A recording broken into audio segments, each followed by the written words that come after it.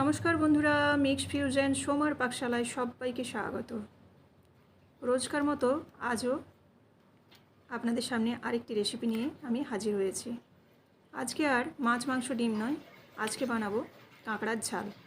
তো চলুন এই কাঁকড়ার ঝাল রেসিপিটি আপনাদের সাথে আমি শেয়ার করছি। কাঁকড়ার ঝাল বানানোর জন্য আমি নিয়ে নিয়েছি বড় সাইজের কাঁকড়া।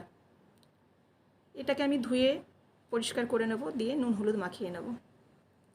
কাঁকড়াটা খুব বড় ছিল, সেই জন্য মাঝের অংশটাকে আমি দুভাগ করে নিয়েছি। এবার কড়াই দিচ্ছি সর্ষের তেল। সর্ষের তেল দেওয়ার পর নুন হলুদ মাখানো কাঁকড়াগুলোকে আমি ভেজে নেব।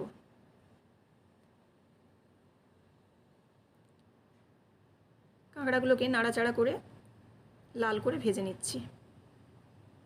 কাঁকড়াগুলো যখন ভাজা হয়ে যাবে তখন আমি এগুলোকে তুলে একটি পাত্রের মধ্যে রেখে দিচ্ছি।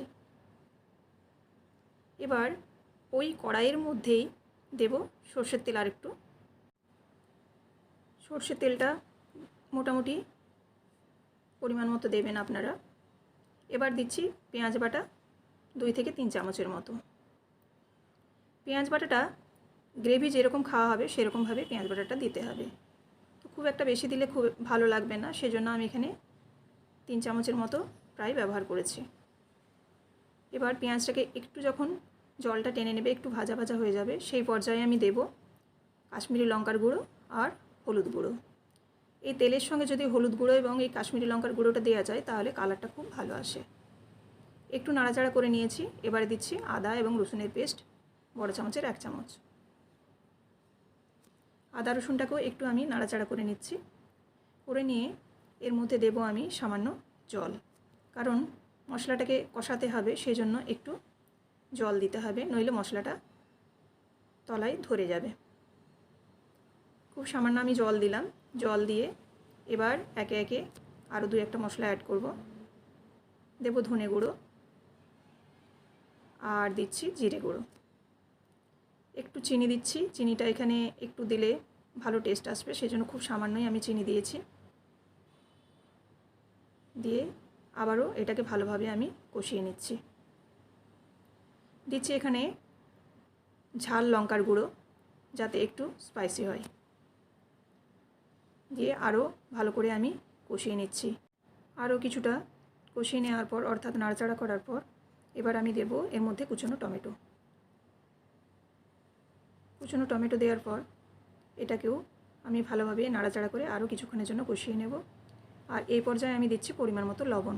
কাঁকড়ার সাথে নুন হলুদ মাখানো ছিল, সেই জন্য লবণটা যেহেতু ছিল আমি পরিমাণ মতোই দিয়েছি। এবার কিছুক্ষণ ঢেকে দেবো যাতে টমেটোটা নরম হয়ে যায়। এই মশলাটা যত ভালো কষানো হবে টেস্টটাও তত ভালো আসবে, কারণ কাঁচা মশলার যেন গন্ধ না থাকে। আরও কিছুক্ষণ ঢাকা দিয়ে দিলাম। এবার টমেটোটা খুব ভালোভাবে সেদ্ধ হয়ে গেছে। একটু চামচ দিয়ে বা খুন্তিটা দিয়ে আমি একটু টমেটোগুলোকে ম্যাশ করে নিচ্ছি। দেখুন এরকম যখন এই পর্যায়ে কষানো আসবে, অর্থাৎ তেল ছাড়া ছাড়া হয়ে কালারটাও একটু চেঞ্জ হয়ে যাবে, তখন এর মধ্যে দেব ভেজে রাখা কাঁকড়াগুলো। মশলা কষানো রেডি হয়ে গেছে। এবার আমি এর মধ্যে দিয়ে দিচ্ছি ভাজা কাঁকড়াগুলো। কাঁকড়াগুলো দিয়ে বেশিক্ষণ কষাবো না, কারণ মশলাটা খুব ভালোভাবেই আমি কষিয়ে নিয়েছি। সেজন্য একটু ভালোভাবে নাড়াচাড়া করে আমি এর মধ্যে দিয়ে দেবো পরিমাণ মতো জল। জলটা মোটামুটি যেহেতু খুব হালকা গ্রেভি রাখবো, সেজন্য জল খুব বেশি পরিমাণে দেব না, খুব কম করেই আমি এখানে জল দিচ্ছি। এবার ভালো করে এটা মিশিয়ে নিচ্ছি। মিশিয়ে নিয়ে আমি ঢাকা দিয়ে দেবো 1 থেকে 2 মিনিটের মতো। ফুটে যাওয়ার অপেক্ষায় রইলাম। কাঁকড়াটা ফুটে গেছে। এবার